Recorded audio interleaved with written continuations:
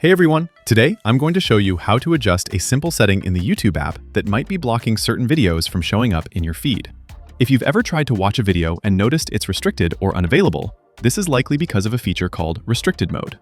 Don't worry, it's super easy to fix. I'll walk you through the simple steps to turn it off so you can access all the content you want. Let's get started. First, open the YouTube app on your phone. Once you're in, look at the bottom right corner of the screen and tap on your profile picture. This will take you to your account settings. Next, in the top right corner of the screen, tap on Settings. From here, select General. This is where all the core features of the app are managed. Now, scroll all the way down until you see the option for Restricted Mode. Turning this off is key to seeing all videos, including those filtered out by the setting.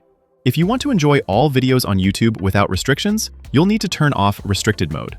Just tap the toggle to disable it, and you'll unlock the full range of content available on YouTube. And there you have it!